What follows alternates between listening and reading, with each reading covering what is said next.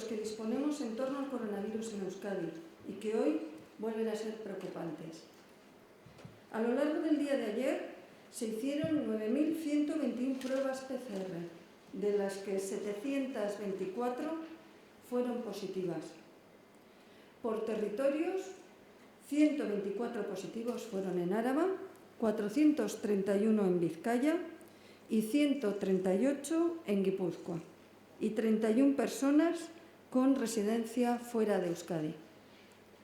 En cuanto a la situación en los hospitales, ayer 50 personas ingresaron en planta por complicaciones causadas por el COVID y 21 personas se encuentran actualmente en nuestras unidades de cuidados intensivos. Datos que confirman que estamos ya inmersos en esa segunda ola epidémica de la que venimos dando cuenta. Estamos ante una tendencia ascendente, tanto en casos nuevos infectados, tanto en personas que han necesitado ingresar y las que precisan UCIs, y también en personas fallecidas por el COVID. Lo venimos repitiendo y los datos que les acabo de dar vuelven a confirmarlo. Esta segunda onda epidémica no es comparable a la primera, pero necesitamos cambiar esta tendencia ascendente en los próximos días y semanas. El mes de septiembre se nos va a presentar como un mes complicado con la vuelta a la actividad laboral y escolar. De ahí que nos encontremos en un escenario que apela directamente a la responsabilidad de todos y cada uno de nosotros. Y la responsabilidad en este momento es confiar nuestra salud y la de nuestros conciudadanos al conocimiento médico y científico contrastado. Y eso significa cumplir con las medidas de protección que sabemos que son eficaces frente al contagio, como son el uso de mascarilla, mantener la distancia interpersonal e incrementar la higiene de manos y de superficies de contacto. Las personas que en las últimas 2 semanas hayan estado en actividades de riesgo, es decir, sin mascarilla o con mascarilla pero próximas a personas no convivientes o en espacios cerrados compartidos, especialmente estas personas deben limitar su movilidad y deben reducir las relaciones con las que tengan contacto. Debemos también evitar que los más pequeños se relacionen entre ellos en espacios públicos como piscinas, parques, playas y plazas. Debemos buscar grupos reducidos y control de los contactos. Esta es la clave.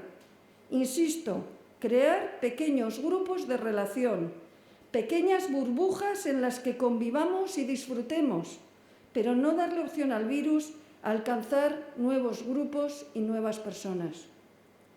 Hace unos meses decíamos que la vacuna eres tú, y ahora sigue siendo así.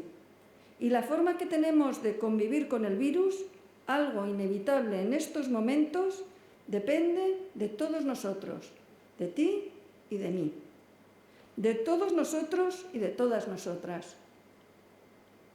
Como saben, esta misma semana el Gobierno vasco, ante el agravamiento de la situación epidemiológica, ha aumentado las medidas de prevención para preservar la salud pública y contener la expansión del coronavirus. Egoera okertu da, eta gu denon esku dago konponbidea. Arduraz jokatzeko ordua da, zentsunaz, ezagutza zientifikoa oinarri hartuta. Mi mensaje de hoy es directo y claro. El Gobierno vasco ha dictado una nueva orden porque es necesaria para poner freno a la progresión de infecciones y hospitalizaciones que estamos viviendo. Pero junto a esta, es necesario que cada ciudadano, que cada ciudadana de Euskadi asuma en primera persona el compromiso firme de seguir pautas y la responsabilidad de su propia salud y de evitar la transmisión a las personas que le rodean. No estamos como en primavera. Es el momento de dar un paso al frente en la prevención. Y por eso llevamos desde marzo remando juntos y tenemos que ir todos en la misma dirección.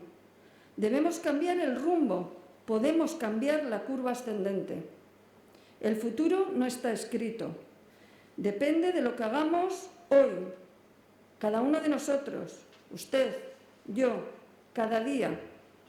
También de lo que hagan los más jóvenes, nuestros hijos, los mayores, en los trabajos, en los espacios públicos, en cualquier momento y en cualquier lugar. Nada más por mi parte, eskerrik asko. Si tienen alguna pregunta. Sí.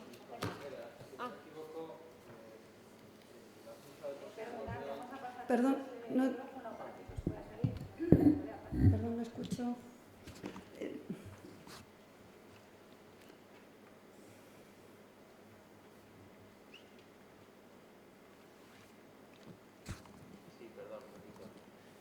Si no me equivoco, la cifra de positivos de hoy es la más alta, incluyendo la segunda ola y la primera ola también. Bueno, entiendo que esto es un elemento de preocupación y no sé si tienen previsión de que esto pueda ir a más. Es cierto que hoy también creo que es el récord de pruebas PCR, pero es cierto que el número de positivos no para de crecer. ¿Dónde está el tope? ¿Dónde está el máximo? ¿Qué prevén para las próximas semanas o días? Bueno, en primer lugar, confirmo, es cierto, hemos batido el récord de nuevas personas identificadas, infectadas por PCR que tuvimos en marzo. En marzo, aproximadamente, la cifra estaba en torno a 720 y, como he dicho, ya han sido 724. Esta cifra se alcanzó el día 25 de marzo y le puedo decir que en aquella fecha el número de PCRs totales que realizamos fueron 1.511. Por lo tanto, teníamos en aquel momento de 1.511 PCRs que realizamos, 720 positivas. Es decir, el porcentaje de positivos que se alcanzó fue del 50%. En este momento, lo que tenemos es 724 de un total realizado de 9.121. Como ha mencionado, hemos batido un nuevo récord de PCRs realizadas en un día. Pero este porcentaje de PCRs positivas es del 7%. Por lo tanto, en marzo, el 25 de marzo, el porcentaje de positivos de PCR eran el 50%. En este momento, el 7%. Con esto lo que quiero decir es que ahora tenemos que hacer 7 PCRs más para identificar un positivo. También el perfil de positivos es absolutamente diferente. En marzo, en esa fecha, teníamos en UCI 134 personas ingresadas y en este momento tenemos 21. Como ven, también es la séptima parte.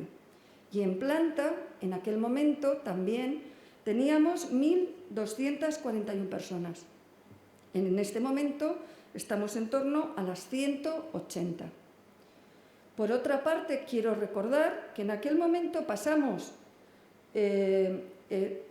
con todo esto que les he mencionado, si nosotros valoramos el número de personas que ingresan por día, que están en UCI, que están hospitalizadas, el porcentaje de PCRs positivas, esto, según los técnicos que tenemos que están valorando este conjunto de cifras, considera que podríamos estar en torno a los datos que en aquella fecha no hicimos PCR a un grupo de población, a la situación que podía estar entre el 8 y 10 de marzo.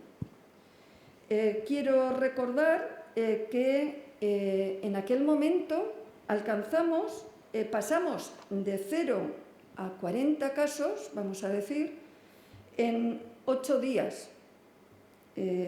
Prácticamente, porque el primer caso se identificó el 1 de marzo.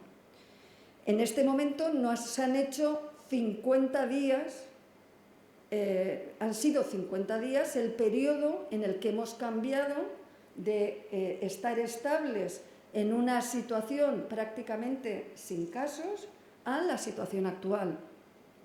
Por lo tanto, podemos decir que la velocidad de crecimiento que estamos identificando es 6 o 8 veces menor de lo que era en marzo la epidemia. Este número de casos positivos no es exactamente los que había en el 25 de marzo, sino que, como les digo, creemos que es más superponible al 8-10 de marzo. Por lo tanto, es cierto que en el día de hoy tenemos un número de PCRs similares a las de esa fecha, pero el conjunto y el análisis nos adelanta en la curva epidémica que hubo en marzo y también nos habla de una velocidad de progresión totalmente diferente. Este es el motivo por el que creemos que estas medidas que se han puesto, vamos a decir, en una orden esta semana, y también lo que estamos pidiendo a la población, de que sea consciente de que el virus está entre nosotros y de que cabe la posibilidad de que con algún tipo de actividad que haya realizado en los últimos 10-15 días pueda ser un portador, creemos que es posible cambiar la evolución de la epidemia. Es una epidemia que ya estamos cambiando cómo evoluciona. Ya le digo que hemos conseguido reducir por 6 o por 8 la velocidad, pero también es verdad que sigue en movimiento y sigue ganando terreno. Y este es el motivo. Por lo tanto, la evolución depende de lo que hagamos cada uno de nosotros fundamentalmente. Si reducimos las posibilidades de transmisión, la semana que viene se estabilizará o descenderá. Si seguimos dando posibilidades al virus de transmisión, la curva seguirá ascendiendo. Sí, consejera. Usted ha aludido a que próximamente, dentro de muy poquito ya la gente volverá al trabajo, quedan 15 días para el regreso a las aulas. Ha hecho alusión a intentar no juntar a los niños.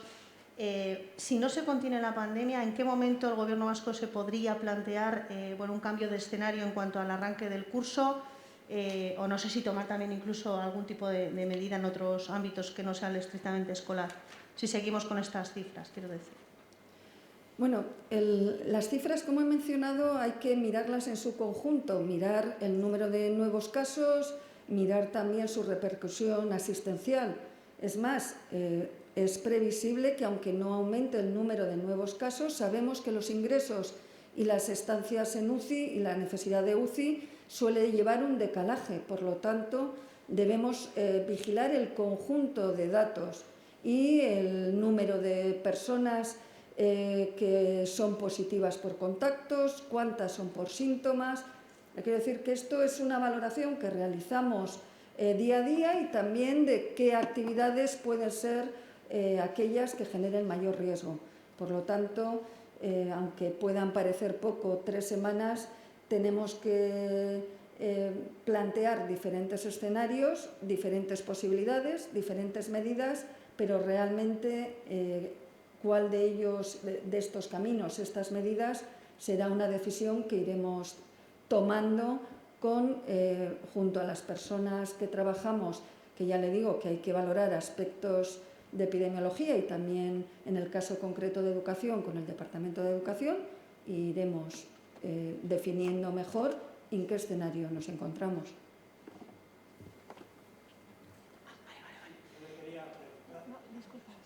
Sí, me gustaría saber si, no sé, en algún punto se valora un confinamiento selectivo, si de momento se descarta esa opción, si se está pensando en algo de eso, algún confinamiento en algún lugar o es para más adelante, o que me expliques un poquito ese tema.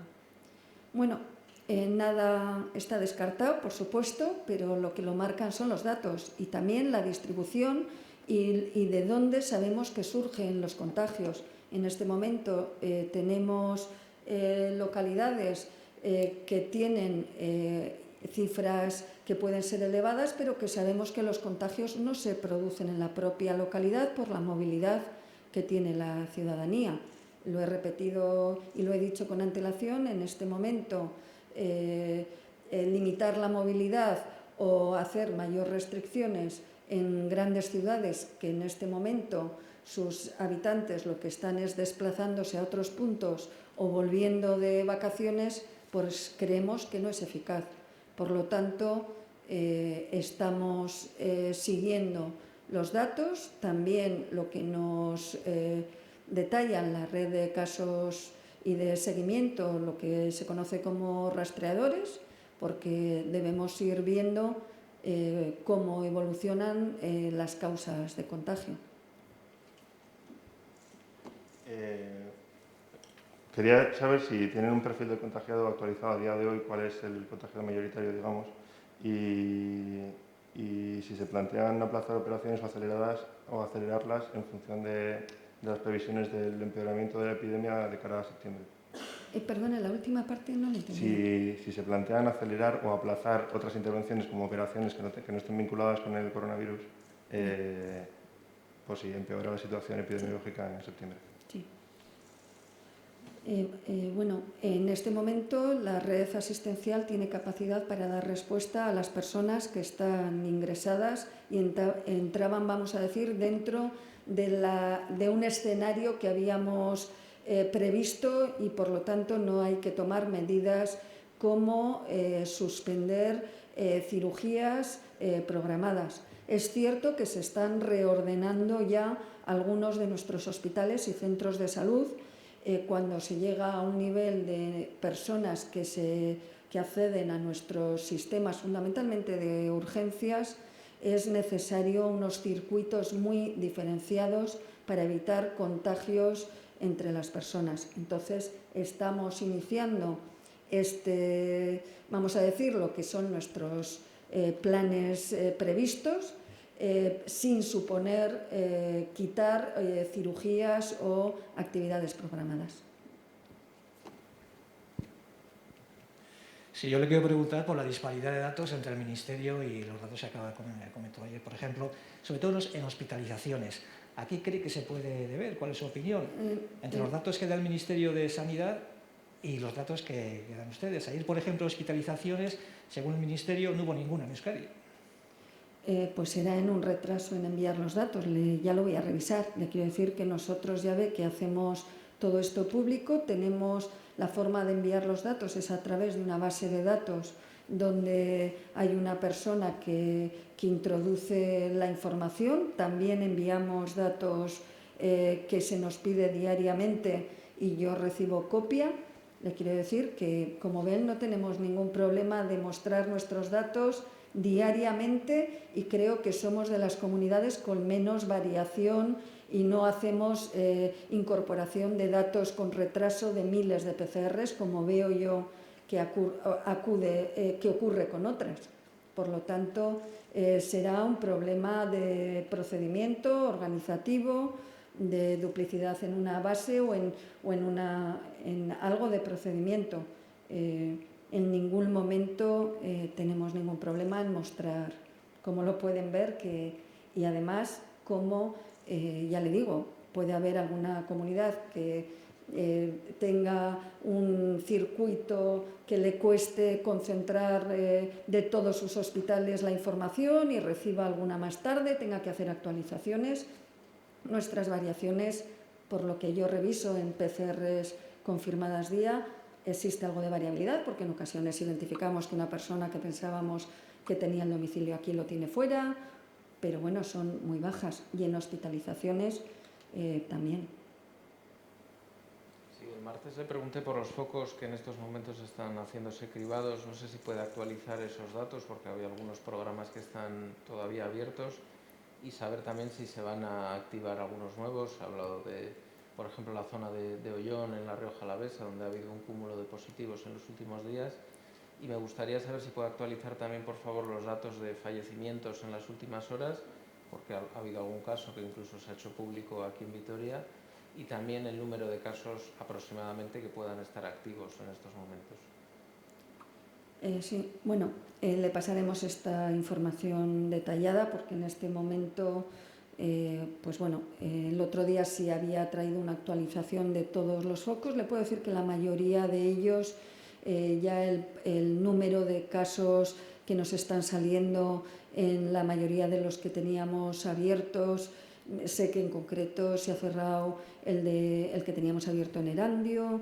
Le quiero decir que ya, y en este momento estamos valorando pues nuevos focos y nuevas actuaciones.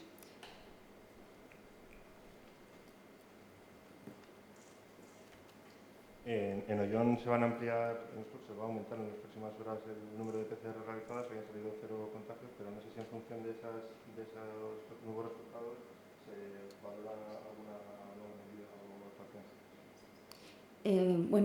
Ya le digo que tenemos normalmente en aquellas localidades que identificamos una incidencia acumulada mayor, o una incidencia nueva a partir de la de, habitualmente usamos registros de 7 y 14 días para ver evolución.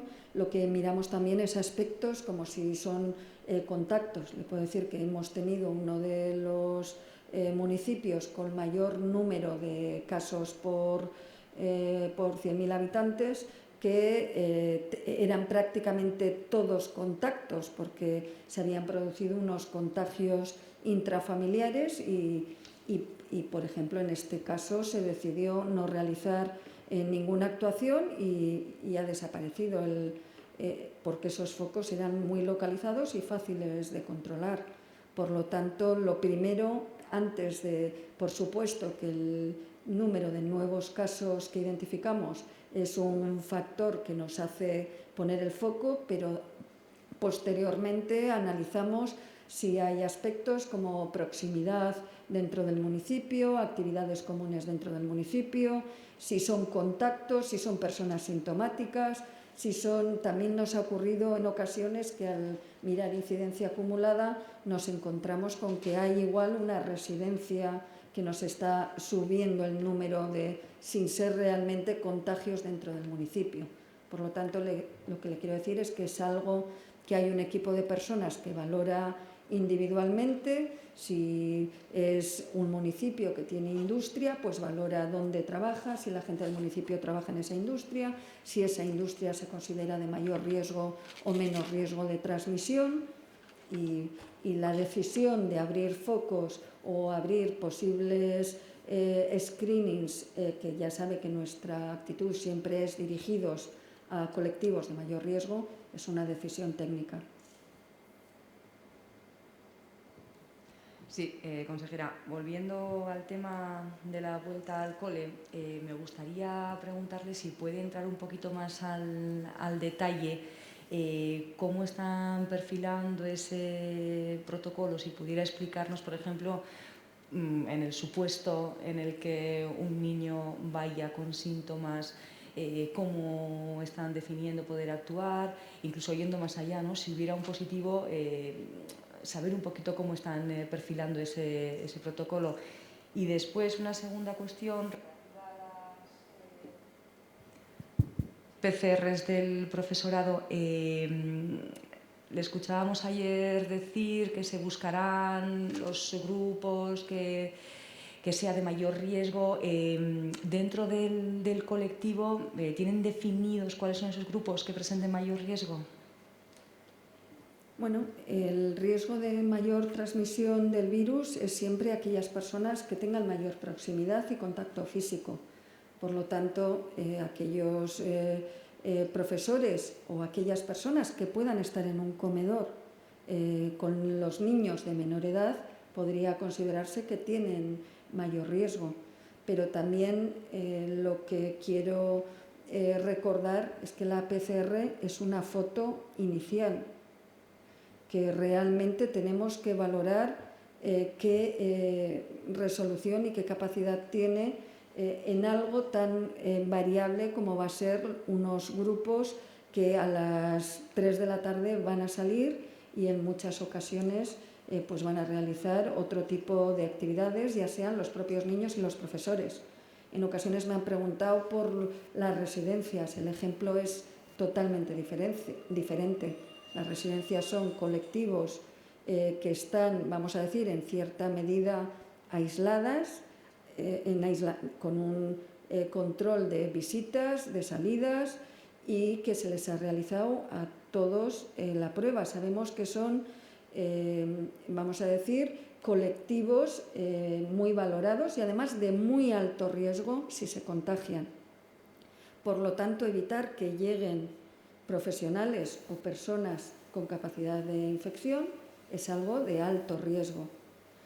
Sin embargo, los colegios son, o ikastolas, escuelas, haurreskolas, son situaciones muy diferentes en este sentido. No existe esa capacidad de aislarles, de que la foto permanezca durante días, como puede ser en una residencia o en otro sitio donde si hacemos test a todos los residentes tenemos identificados las formas de acceso y además la proximidad es diferente cuando actúas con una persona con un alto grado de discapacidad que si eres profesor de último curso con personas de 18 años.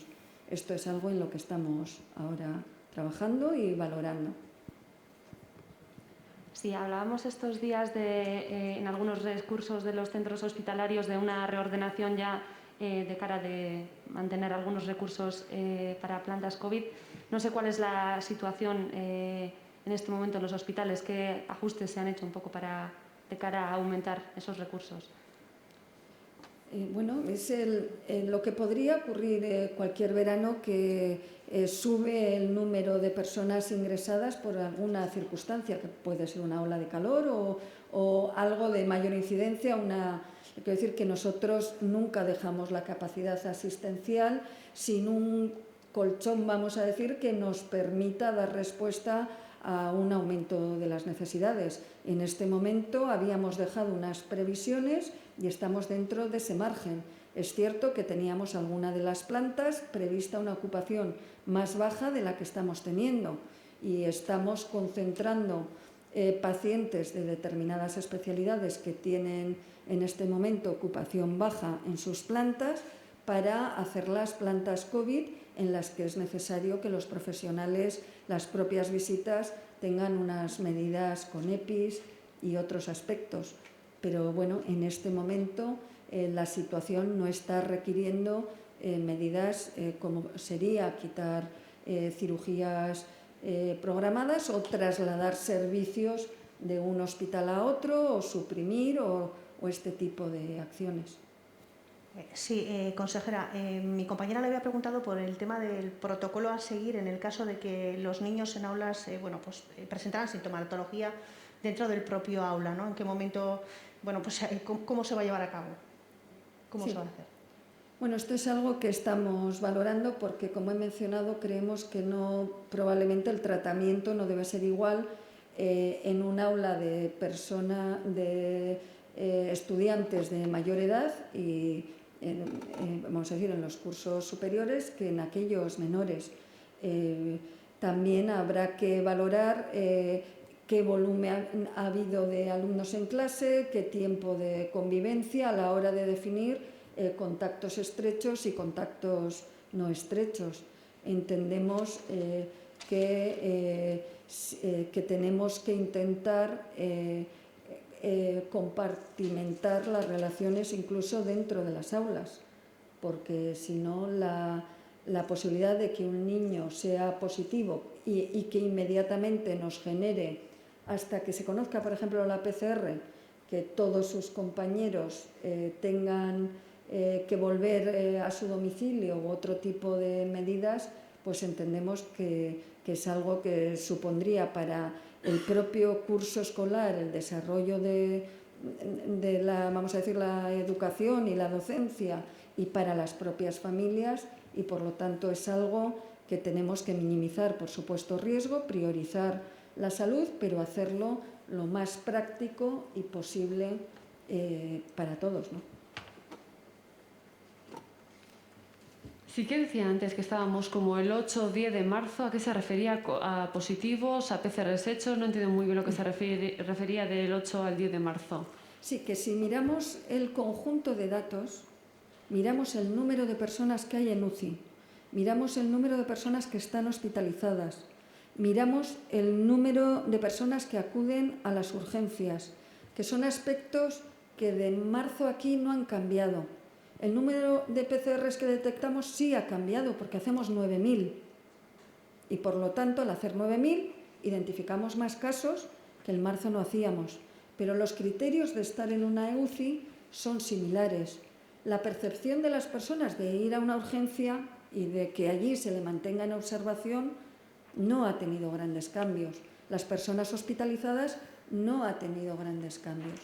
Por lo tanto, si miramos estos aspectos y también hacemos un supuesto de que en lugar de 1.500 PCRs haríamos 9.000 y que en ese momento, aparte de las 700 personas graves que detectamos, por el número de personas graves hay un porcentaje de personas de menor gravedad y de asintomáticas. Esto es hacer una proyección teórica, pero hay personas con esta capacidad entre, vamos a decir, matemáticos y otros.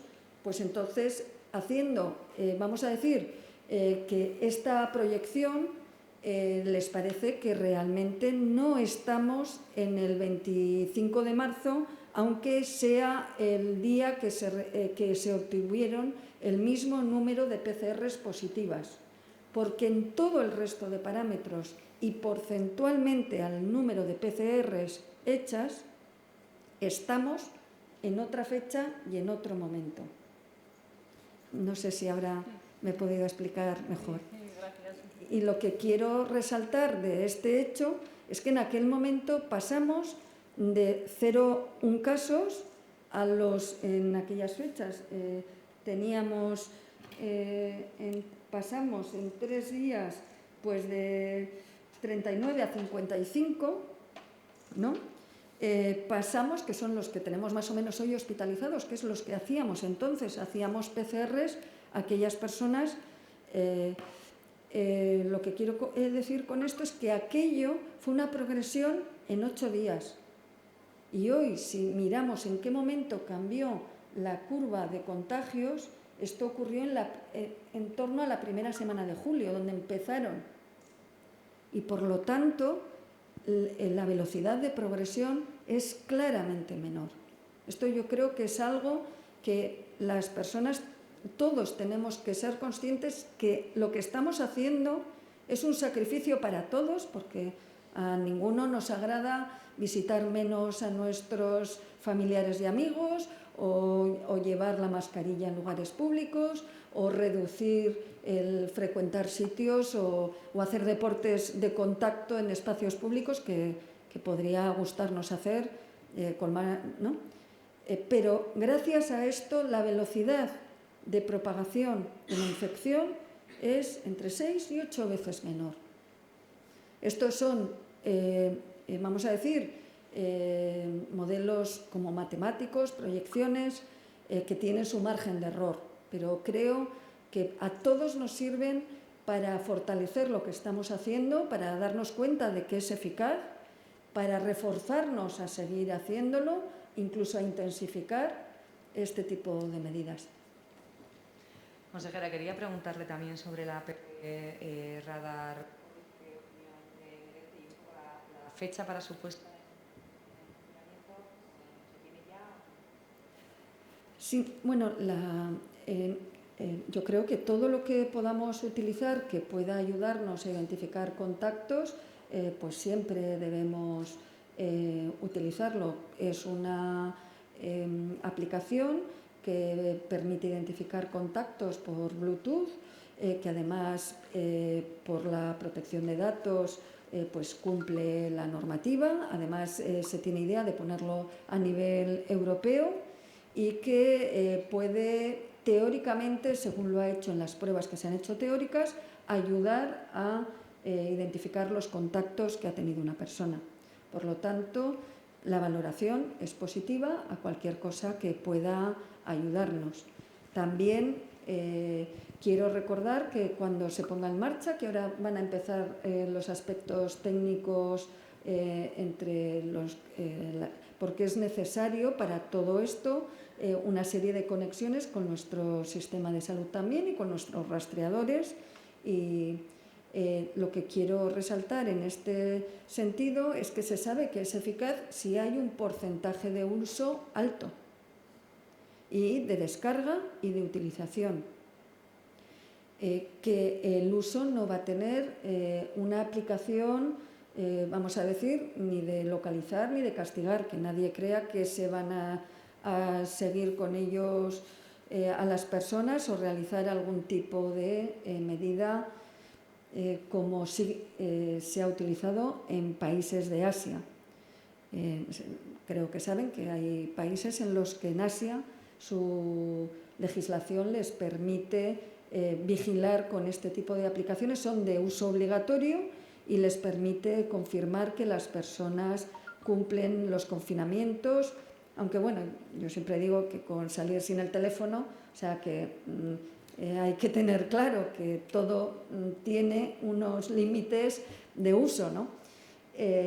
Aquí, por supuesto, no va a ser obligatorio, no tiene esa capacidad de seguimiento de los o de identificar personas que no cumplan el aislamiento y sería muy importante que se descargara por un porcentaje elevado de la población, entendiendo que es voluntaria y que es una forma de ayudar a la identificación de contactos.